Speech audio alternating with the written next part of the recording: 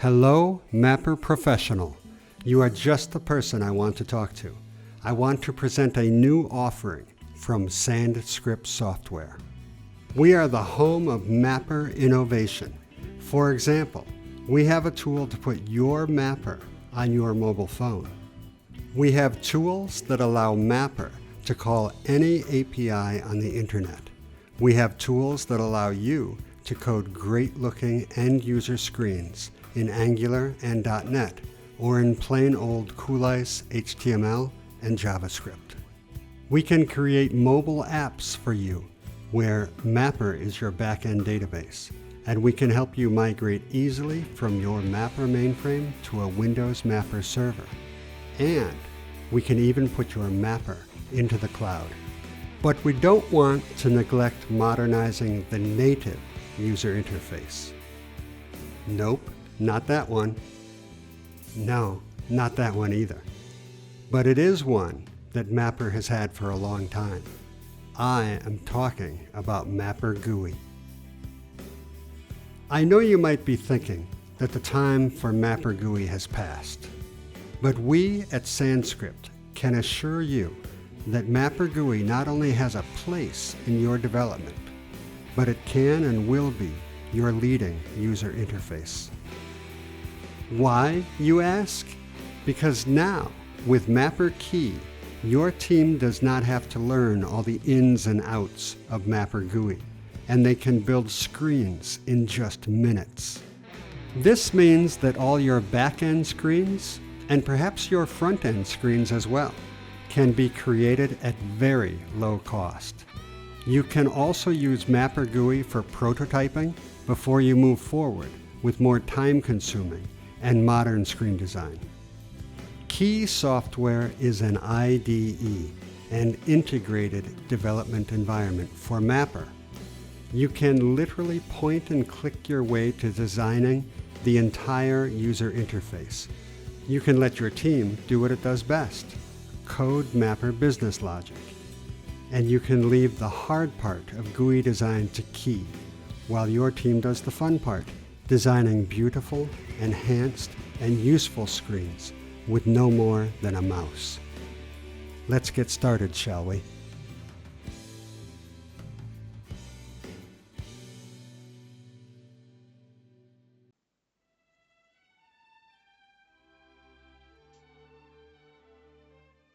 If you are new to Key, this video is the one you want to watch.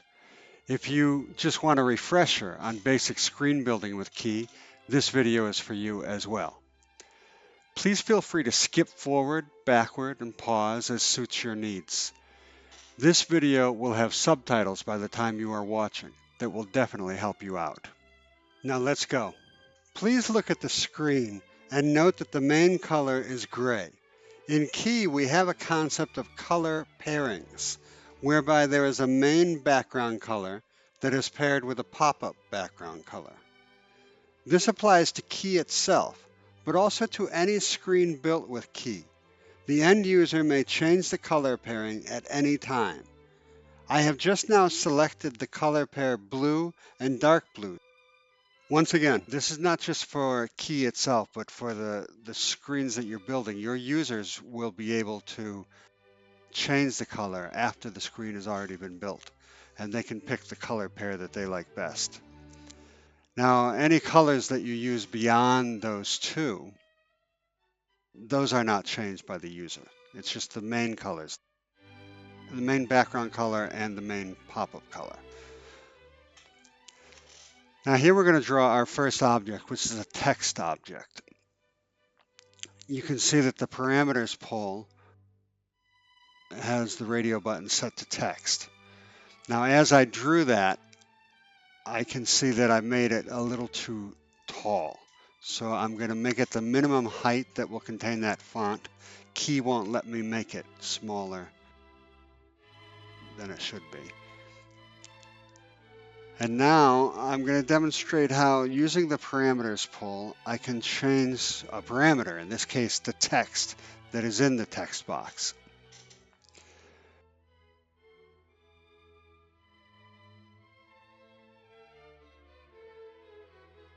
Here we just click And now with that single click, now the text has changed. You'll notice also that the width of the text box expanded automatically to contain the new text. Now here we're going to do our second object. You'll notice I just now switched from text to edit. Now this will create an edit box for user input. I'm going to make it a little wider than what you see now.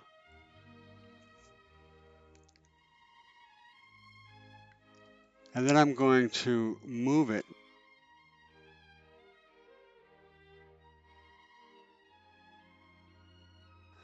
And then I'll show you how you can move that right up against the field name. So first we align it to the field name. And you'll notice that the color yellow indicates a line. And now we'll move it right up to the field name. And there you go. Just by clicking on the field name, it slid the moving object right up next to it. And in combination with the align, now they're a good pair that are perfectly matched up. Now here, this cyan color is for copying. And you'll notice I was able to select both objects and then copy them both twice. Now I'm going to select all 6 objects. You'll notice I just had to click in 2 outside corners such that all of the objects were entirely inside the box I drew. Any 2 corners in either order, opposite and diagonal, as long as the objects within are entirely inscribed within the imaginary box. And it's currently set to move. That's what the purple color is for.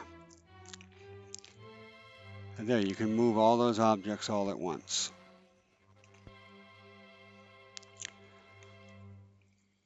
And now let's move these 4 objects on the end, and we'll just move them down below.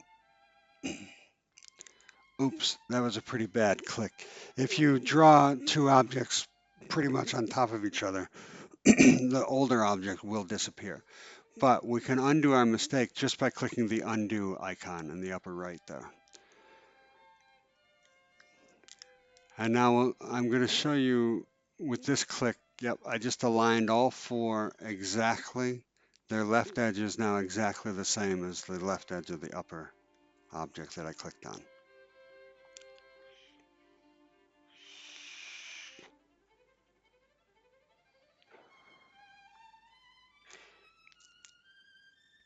Okay, now you can see that even though that was kind of fun, it'd also be a bit tedious if you had a lot of fields to make. I'm going to show you a quicker way to build a screen, and it's called KIA, and that stands for Key Automatic. I'm going to display some data here. It happens to be a table that is named called Associates. Didn't have to be named, but it makes for a better demo with a name. What I want to do is build a screen that uses this header basically as the fields to create. And I want all the fields except for the last 2, the date and time, and I also don't want the first field, that associate ID field. So I'm going to show you how to do that. With this report on display, I'm going to run KIA. Now KIA will examine those headers and list them all out. But remember, I don't want the first one or the last 2. So there's a button down here called RF++, so I can reformat this. Now I'm going to remove the first field and the last 2 fields.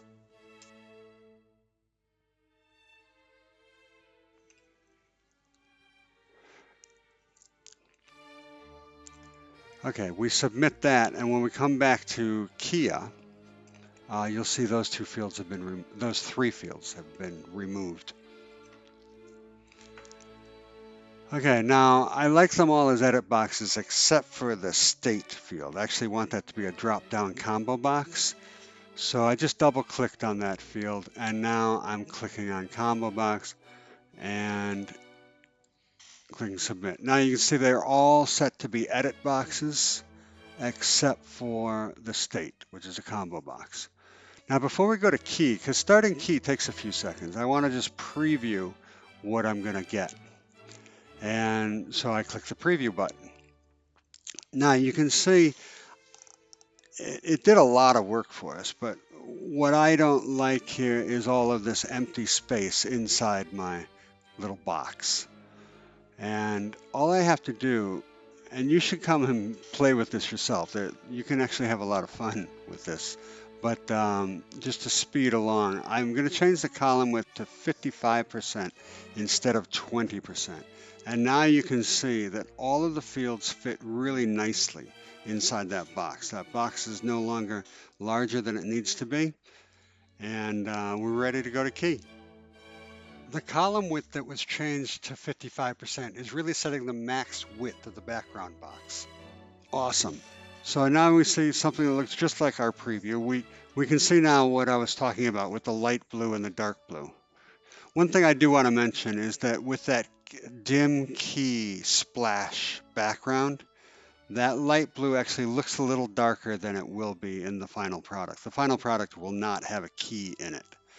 But we use the key here just to let you know that you're running key. Otherwise, you might get lost and not realize that you're in key versus you're in the screen that key built. This makes it clear that we are in key, and the only drawback is that that background is a little darker than it actually will be in the final product. What I'm doing right now is I'm just lining up those fields so that they exactly are lined up with the right-hand side of the longer edit boxes. Now here I'm going to go to QFun, but this time instead of creating an edit box or a text box, I'm going to create a button. So you'll notice that QFun really has 5 different objects: text, combo box, picture, edit, and button. And I'm just going to draw the button outside of that area because I want to mess around with it and I don't want to be crowded. On the button, I just want to have like a little up arrow. I'm going to use the caret for that. It needs to be a little larger so we can see it. So I'm going to go to font 12. You notice as I'm changing the parameters, I'm just coming back and clicking the button. And it's updating the button. Now, here I'm making the height of it exactly the same as the height of the combo box. You see how I did that? With the green set on the button, I just clicked on the combo box and it made the height exactly the same. Let's adjust the width to make it a really narrow button. And then I'm going to move it into position. First, I'm going to move it generally up there, and then I'm going to slide it up against the combo box so it's exactly up against it. And then I just align it with the combo box. And now there'll be a really nice looking match set, as if the button is part of the combo box.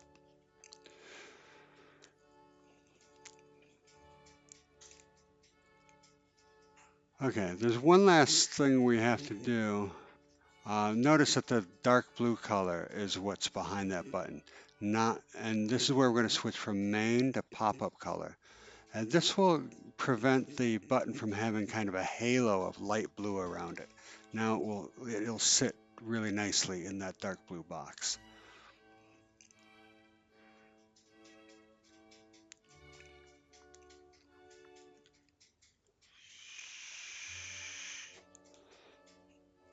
Yeah, if you look real closely, you'll see it had a light blue halo, and now it has no halo at all, which is what you want. If you have a halo around a button, it looks bad. I call them hairy buttons. Now we're going to use the properties icon, which is pink. This allows us to get the parameters for any object we select on the screen we are building. Super useful. just click the object. Now here I'm going to use the parameters poll to update the properties of the combo box. We want it to be protected input, and therefore the user must choose one of the items that are in it and not make up something new. And when you do that, it turns gray, and you'll see it's the same gray color that is the default for buttons. So now that combo box and button really look like a match set.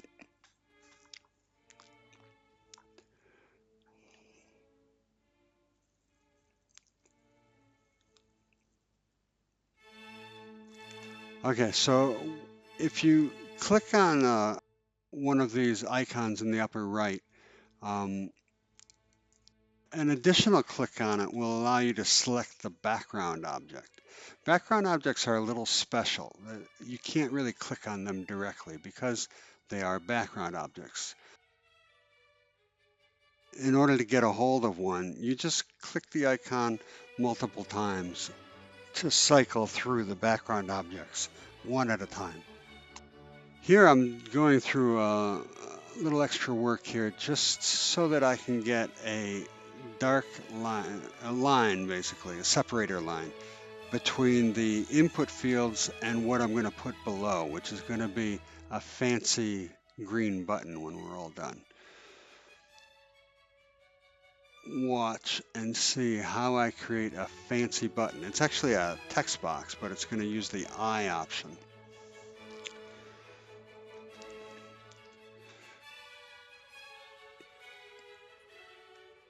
Setting the font here, and now the text.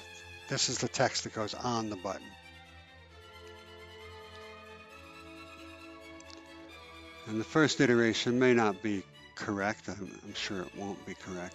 But little by little, we're going to update the properties of that button until it looks how we imagine it, which is going to be a green button with a border around it. Also, right here, notice what I'm doing. I'm clicking in this light blue area here. This is a way to utilize the eyedropper function, fancy color picker. And you see what I did there? I clicked on the poll off to the right, and it gave me some colors that are involved in that poll. Picked the green one that I wanted, and now I have that green color. I never had to type in the number or pick it off the color wheel. I just picked it right off the screen.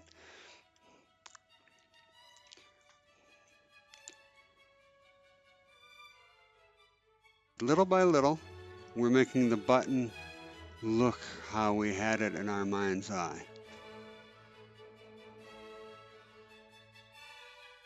We're almost done making this button. We're just going to move its position slightly. With a careful click, you can adjust it 1 pixel at a time in its location or size. But that's pretty much done. I think that's done. So now let's save our work so far. Now we're not saving it because we need to have a saved copy. We're actually saving it because we're about to merge it with something else we're going to create in the next step. So let's call this the first quadrant. This is the upper left quadrant. When we're done with this screen, there will be 4 quadrants. The next one we're going to do is the lower left quadrant. And notice what we're about to do here. We're going to look at another table that's related to the first table we started with, which was called Associates. Now we're looking at a header called Transactions. And we're going to go to Kia again. So this is your second chance to take a look at how Kia works. Again, we want to remove the first field and the last 2 fields.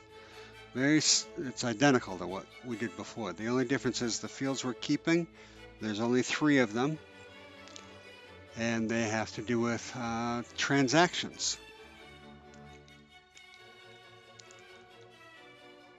Now each one of these is going to change. We don't want edit boxes here.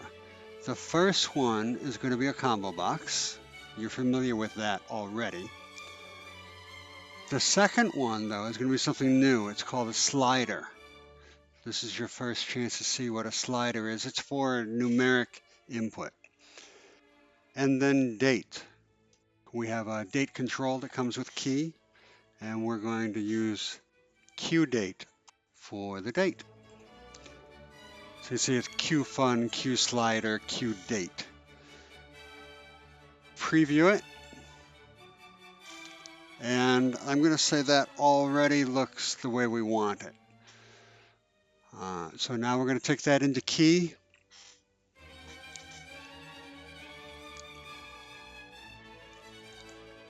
And there it is. Now what we want to do is combine this newest list of fields with what we already saved. So what we do is we move this out of the way, because you'll recall this is in the same position as the one we already finished. Now it's out of the way. We open up our Save dialog poll on the right side, and we say Merge. And now the two screens have been merged together. Pretty cool, right? So what we want to do with this lower left quadrant is get it in size and position the way it needs to be to match what we have in the upper left.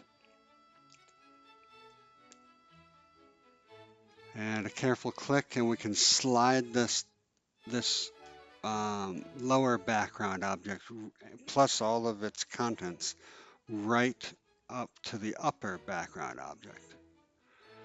We can make the width be exactly the same. We click multiple times on the width until the lower box is the one with the green bars on it.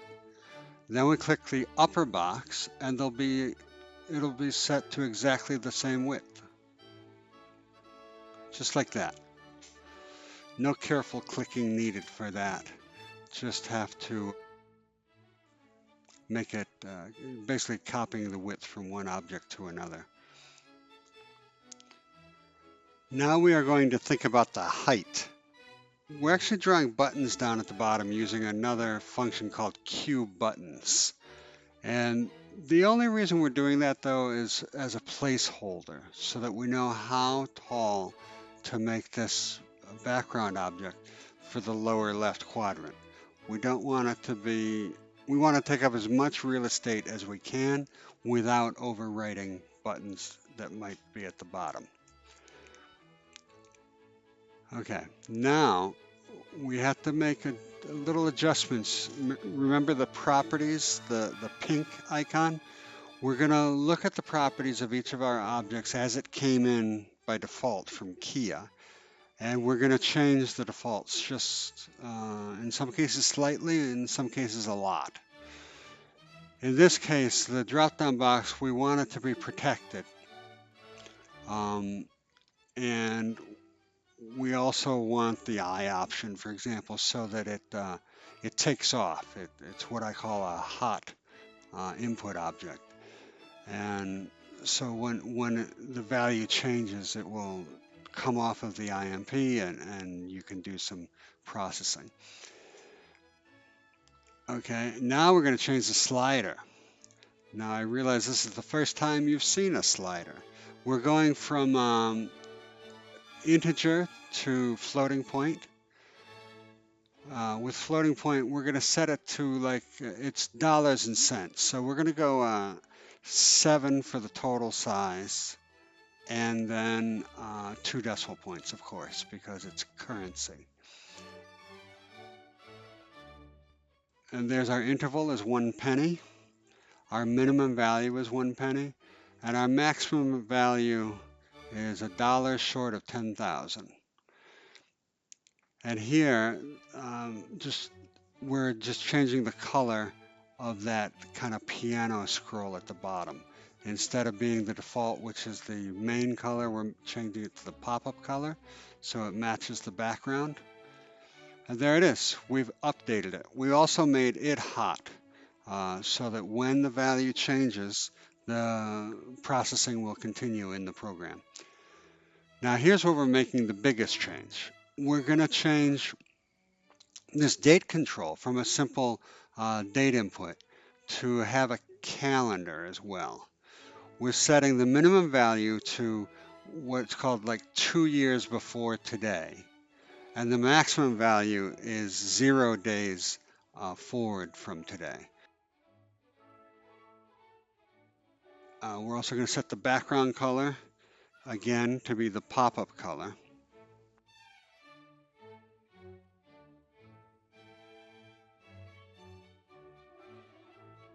Okay, so we're setting that to match the background color. We're going to say that there should be a calendar page. That's why we've unchecked no page. And you can see what that looks like now. Now that's smaller than what I want it to be. So here we're going to adjust the size. We're going to give it a large value and see if it fits our quadrant a little better, which it does. That fits the quadrant very well, in fact. And I think we're done with all three of those objects that came from Kia. But we're also going to add a button. This will be a one-off button to allow submitting a sale from this lower left quadrant. Now notice I draw it in just the same way we drew that button up above on the next to the state combo box. But this button is going to look different than what you've ever seen before, because in Key, you're allowed to have true buttons with color. And that has never been seen before, as far as I know. We're setting the height to be exactly the same height as the slider. We're going to align it to the slider so it's got the same top position. And a second click when you do an align will give it a standard gap. It's 1% of the screen. So now it has the same gap as there exists in other places on the screen, all the other places. That's 1% horizontally, 1.2% vertically.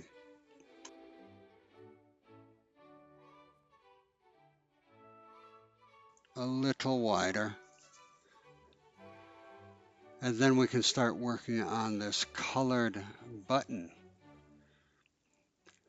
To do that, we're going to start with our properties and select the button. And then we're looking at the foreground color. Instead of it being black, we're going to give it a dark green color. And this will be the first time ever that in Mapper you are seeing a colored true button.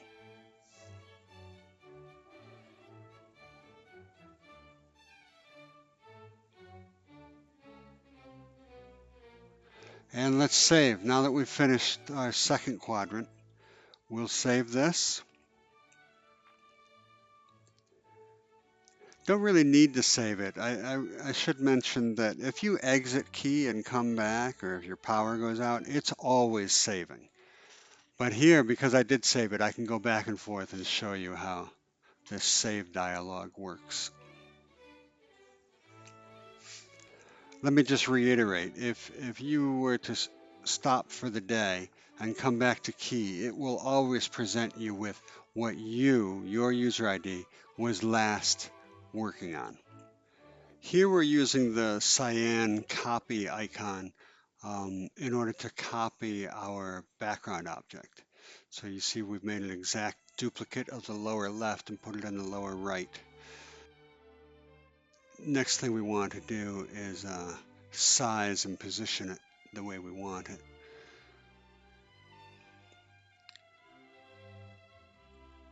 We aligned it with the buttons in the lower right. That way we didn't have to do any careful clicking to get it exactly lined up. I'm thinking also now about the color. I don't want to just have the same color as the pop-up color, this dark blue. I'm thinking something like in a marine blue, like that, maybe teal. You've seen me use the color wheel to pick a color before. In that case, I just typed in the color value.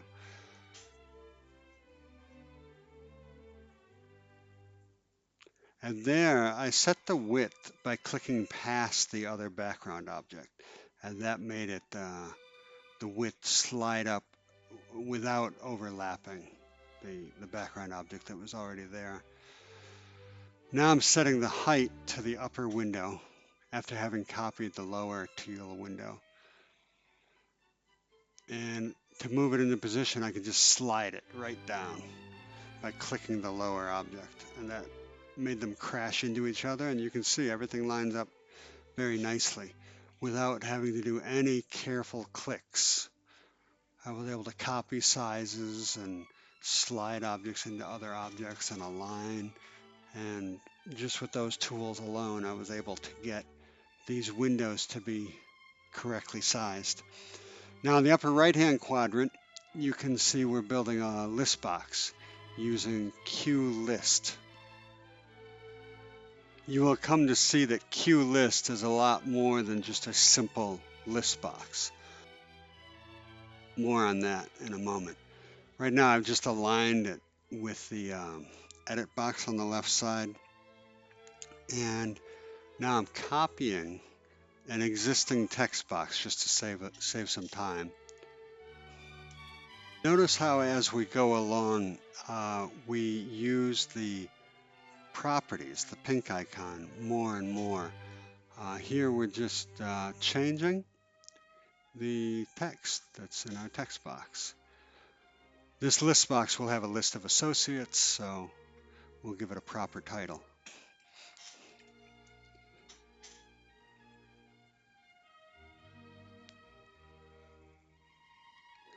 Now we're getting the properties of the list box itself. And there's a lot for you to digest here, but we're going to start with the headings at the bottom. And with the headings, you notice that it brings us into RF++ automatically.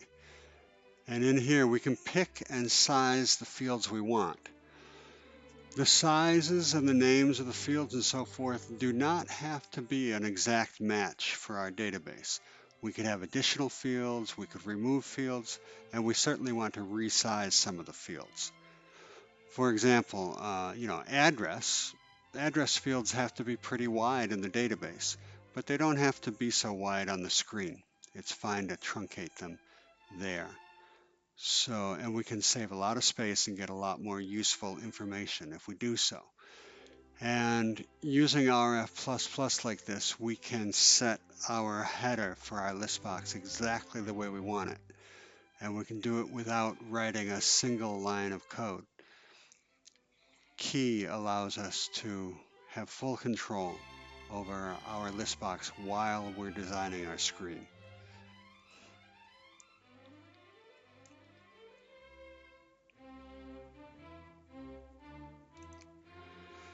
Notice as I'm making these adjustments, there is a preview window, that white on black window just below where I'm clicking. And you can preview everything you're doing with RF++.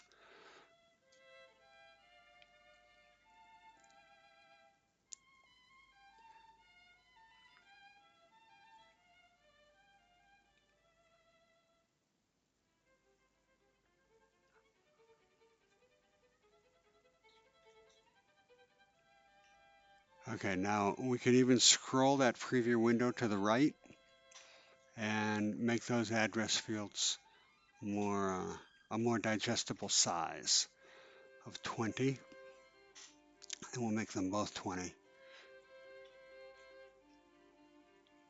And there we go. I think we're done. So we click Submit.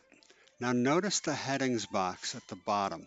It now has our header that we just made in it. And if we now click on our QList, which has the pink, it was surrounded by pink before we did that. Notice the header now. It exactly matches what we just built. Now the lower right hand corner is way too close to the right side. So we're going to set that right limit to 99% of the screen width. And now that gives us a little buffer, so it'll look, the left and right side will look similar, and that will look symmetrical and good. Now we're going to change the border color. There's a border that goes around the entire QList object, and we're going to make it black so it stands out a little more than the default gray. So again, we just click on it, and you'll see there's a black line that now goes around the whole object.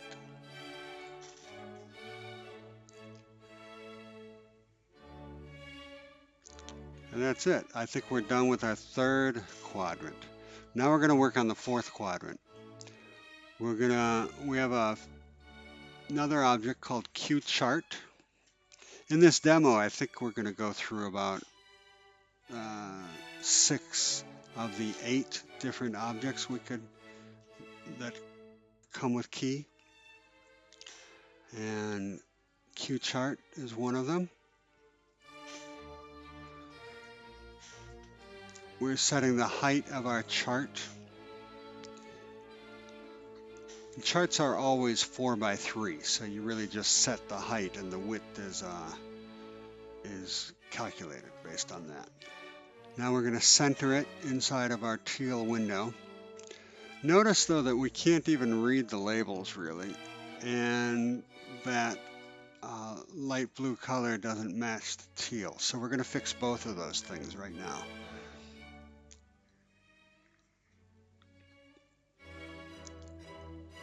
First, we're going to change the label size from a 60 to 83. All right, now we can read all of our labels, the title and the pie slice labels. And notice that with chart there you have pie, bar, line, and bubble. But we're just, in this demo, this tutorial, we're just going to talk about pie. Okay, we change the title like that. Now it says top 5. And lastly, the color. We want it to match that teal, but let's say we forgot what the teal was. We can use our eyedropper, and notice the tooltip tells us what to do. Now we just click on anything that looks teal, and we'll get a selection, one of which will be teal. And now we click on our chart again, and there it is. The edge of that chart just disappeared into the background, and it looks pretty good to me. Now for the Q buttons object, the default quantity of buttons was 5. And what I want to do is just have 2, because I'm imagining submit and cancel. And so we just change that parameter, click on it, and now there's only 2 buttons. And then I think that we are missing a banner and a title for our window. So let's start working on that. I'm going to copy this text object here and start making a title. And it's pretty self-explanatory what I'm doing here. I'm going to have to make it larger. I'm going to change the font.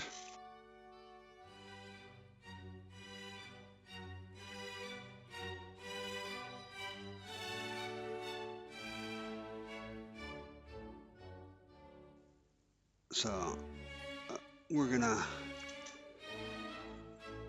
use Courier, but there's a lot of changes that we have to make here, and you can just follow along. Nothing too complicated happening here. We're making the width of the text box as wide as the whole screen with a couple of clicks, and then we're going to make it a very large font. Matter of fact, we're going to use the largest font that Key allows, which is 64. And see, I don't like that Arial. I think it would look better as Courier. Let's take a look.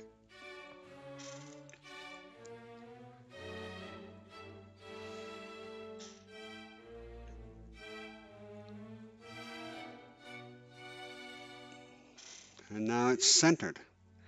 Notice that the options include transparent. That's very important for this, especially since we're about to put a banner behind it. Now, banner is another icon at the top, and it's the dark blue icon, and we're going to just pick a banner. That I don't think would look too good, not too bad. The colors just don't match at all, but I'll show you what it looks like. Okay, so pretty bad colors for this window, although it's a pretty picture. Let's see what we can find. Oh, those colors look perfect. I think we should use that.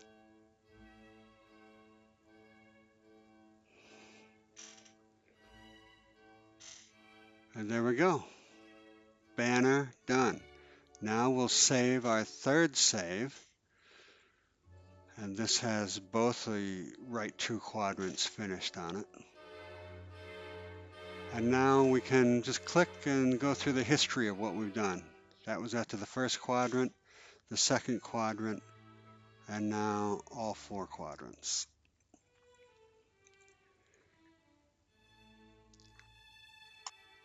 Okay, this is where the magic happens. There's a play button in the upper right. You see my mouse on it here. It's green. And when we press that, we will leave key. Based on what we built with key, a program will be created, and then we execute the program. So now we're executing the resultant product. And for the first time, we can actually interact with the objects themselves. Of course, when we were in key, we were not able to like pick a date on the calendar or change the numbers on the slider or select something from a drop-down. Now, since we're actually running the program, we can do all that. And here's the program itself. It's just a result. At any time, we could rep this into a hard RID and add some business logic to it. This is something that will be covered in another tutorial, but it only takes about 10 minutes really to take that screen, do a few business logic changes to it. And here we're going to continue this demo/tutorial and just show the final product now. After doing those 10 minutes of changes, you can see we have actual live data in there now. The upper left-hand quadrant is where we input the address. The upper right-hand is our list box with the actual associates listing in it. Notice here that I was actually able to click on the pie slice, and it told me which slice I clicked on. That is very easy to do with key and with QChart. Next, I want to highlight another feature of the key package, and that is API calling. There's a universal API caller that comes with key. And in this case, I'm going to call an API that the United States Postal Service provides. I'm going to fill in an address here, 1600 Pennsylvania. That happens to be the White House in Washington, D.C. We're going to pick District of Columbia there. And click Verify Address. Now this will go out and securely call the USPS API to verify the address.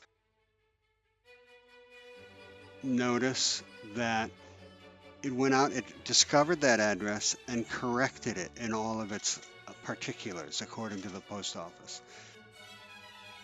Now it says, 1600 Pennsylvania Avenue Southeast, all in uppercase. And now I click Submit, and I add the new associate to our list with a fully verified address. No garbage in our database. Now let's play with some of the remaining objects on our screen. Notice that the top 5 sellers are listed here. What if our new associate that we just added became a top seller? Let's pick a date for a sale. We've already done one. Let's give him another sale. And there we go. That should make him one of our top 5 sellers. Yep, it did because it had to rebuild the chart. And notice that John now is in the upper right there as one of our top 5 sellers on the pie chart. Right there. Well, I really want to thank you so much for joining me here today. There will be more videos, more tutorials, more to talk about. Always remember that SandScript Software is your home of Mapper innovation, and we have plenty more where this came from. Thanks again. Bye-bye.